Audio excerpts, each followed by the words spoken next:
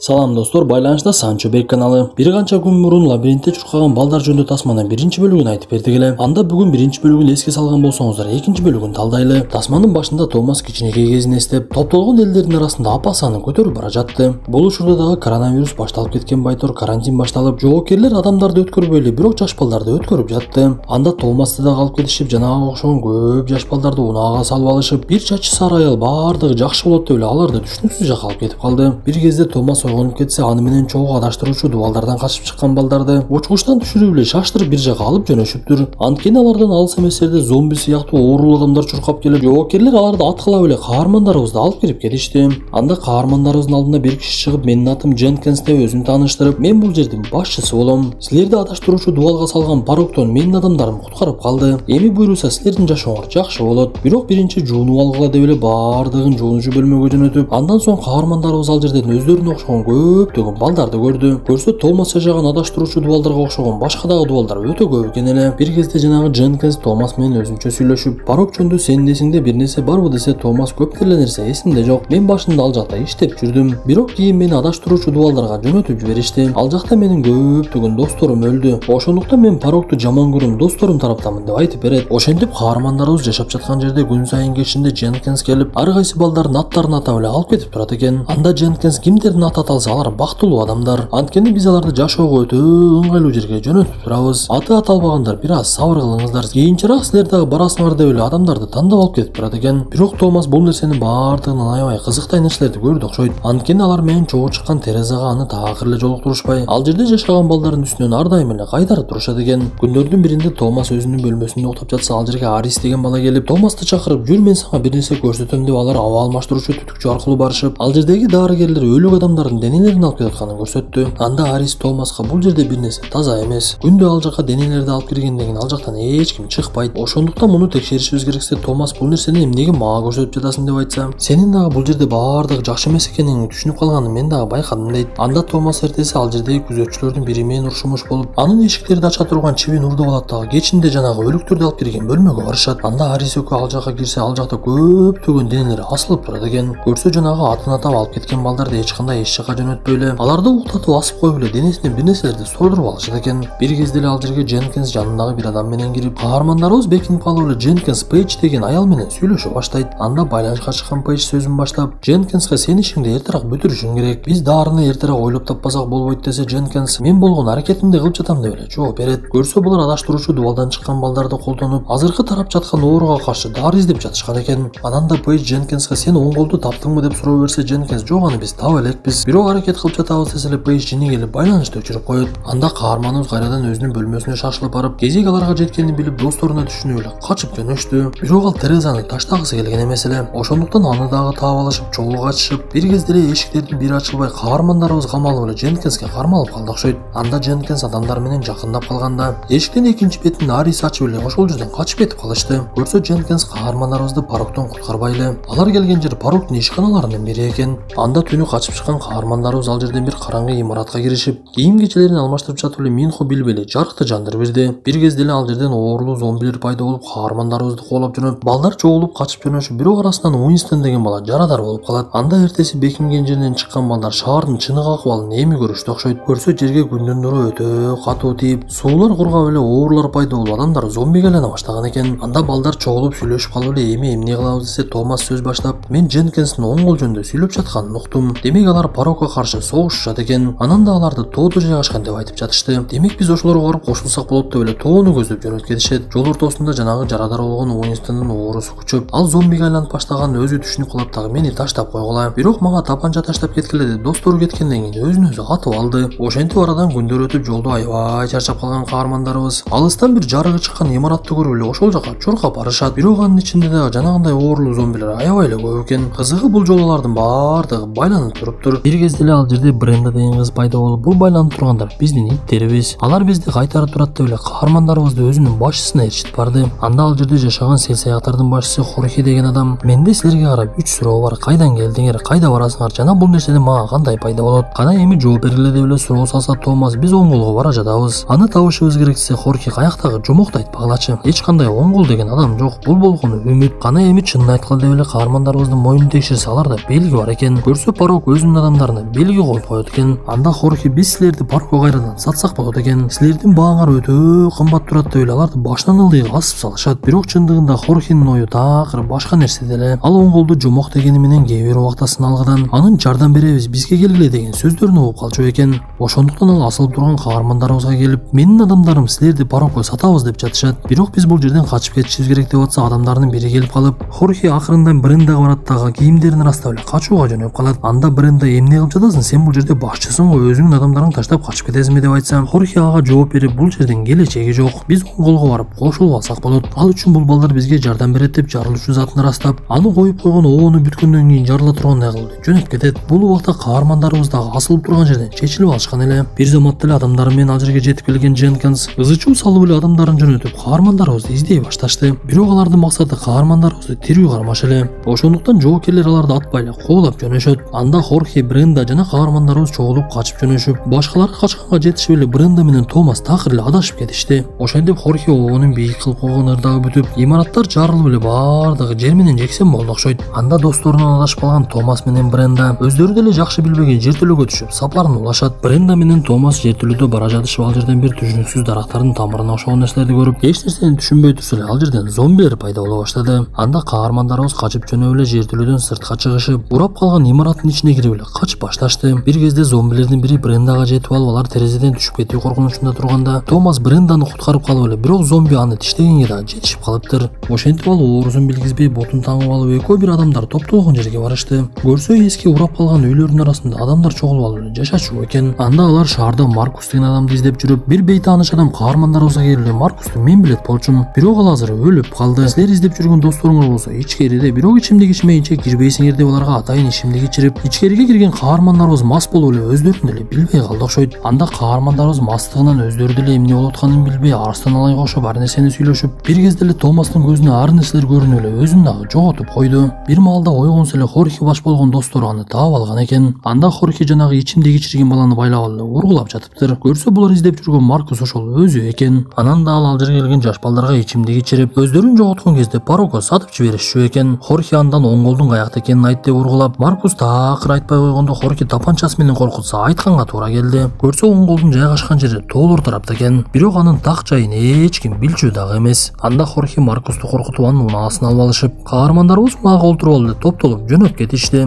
Бир кезде эле жолдо эски унаалар топтолуп, унаа менен өткөнгө мүмкүнчүлүк болбой эле жөө жүрүп кетишет. Бир кезде эле жанагы жерден каармандарыбызды көздөй октор атылып, баардыгы Бекингемге жетишип калып, Хорхе жарылуучу затты алат дагы ыргытып жиберейин деп эле даярдана баштайт. Бул убакта алардын артынан мылтыкчан кыздар пайда болуп, каармандарыбызды колдоруңарды көтөргүлө деп эле коркута баштады. Бир кезде эле алар балдардын арасындагы Аристти таанып калышып, аны менен кучакташып эле учураша башташты. Көрсө булар мурда адаштыруучу дубалдардын арасында чогуу болушкан экен. Анда кыздар шериктерине мылтыктарыңарды таштагыла деп буйрук берип, балдарды ээрчитип эле өздөрүнүн топтолгон жагына алып жөнөштү. Көрсө оң кол деген бул бир адам эмес, адамдардын тобу экен. Алардын саны башында өтө көп болуп, парок менен каршы согушушуп, бирок азыр аябай эле аз калышкан экен. Анда кыздар биз эртең менен көчүп кетебиз, силер дагы биз менен кетсеңер болот деп бир Минс деген кишиге жолуктуруп, ал киши сүйлөп жаткан кезде эле Бренданын оорусу күчөп эле чыгылып түштү. Бир кезде Минс анын бутунун иштелгенин көрүп, тапанчасын алып эле атып салайын десе, Томас аларды токтотуп эле буга жардам бере аласыңарбы деп эле сурана баштайт. Бир убакта эле ал жерге дарыгер аял келип калып, Минсти токтотуп, Томастын атын айтып эле мен сени тааныймын деп калды. Көрсө Томас башында парок менен иштеп жүрүп, аны адаштыруучу дубалдарга киргизип жибергенин дагы себеби бар экен.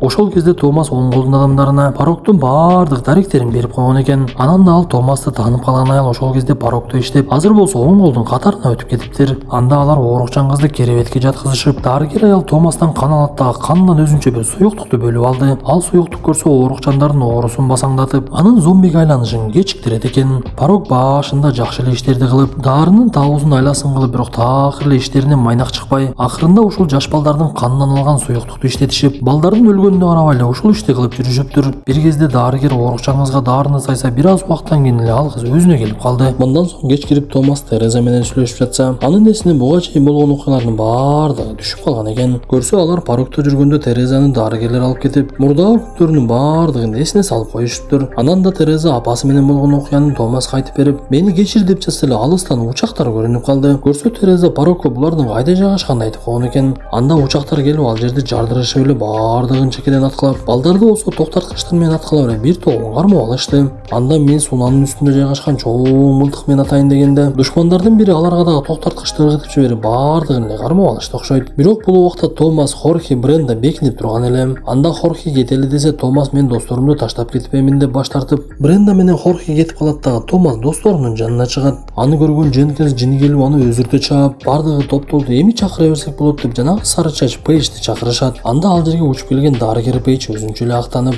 менин жаман деле оюм жок, болгону мен ооруга каршы дары табышым керек. Силер мени түшүнгүлө деп эле өзүнчө жакшыдан болуп чыга келди. Кызыгы дарыны табыш үчүн канча баланын өлгөнү ага көп деле кызыктырбайт окшойт. Бул нерсе азыр деле биздин жашообузда болуп жаткандай. Анткени кээ бир ишкердин кызыкчылыгы үчүн көптөгөн карапайым эл кыйналса деле эч ким башын оорутпайт. Ошентип балдардын баардыгын жүктөп алып кетейин деп жатканда, качып кеткен Хорхе чоң бир унаага олтуруп алып эле ал жерге келип калыптыр. Ал түз эле душмандардын учактарынын бирин сүзүп, ал жерде катуу ызычуу башталып, анда душман жоокерлери дарыгер Пейджди коргошуп, аны учакка салып эле качып кетүүнүн аракетин кылып башташты. Бул кезде Минс дагы жанагы чоң мылтыкка жетип алган эле. Ал мылтык менен чекеден эле батыратып аткылай баштап, Томаска болсо Дженкинс жетип алып эле аны өлтүрөйүн деп калыптыр. Анда бир убакта алыстан Дженкинстин далына ок тийип, көрсө Бренда дагы качпай эле душмандарды аткылап жаткан экен. Бир кезде каармандарыбыз чогулуп качайын деп калса эле Минхага ток чыгарган ок тийип, аны Томас куткарышан эле душмандар учакка сүйрөп кетишти. Ошентип Бароктун адамдары дагы Пейдж баш болуп баардыгы учуп кетишип, оңголду тирүү калган адамдар аз эле калышты окшойт. Анда балдар топтолуп алып, эми эмне кылабыз десе, Минс сөз баштап, биз силерди качкындар топтолгон жерге алып барабыз. Эми баардыгын башынан башташыбыз керексе, Томас ордунан туруп, мен Минхуну алардын колунда калтыргым келбейт. Мен аны сөзсүз куткарам. Мени менен барыңар келбесе өзүм жалгыз деле барам. Анткени мен качып жүрүп чарчап деле калдым.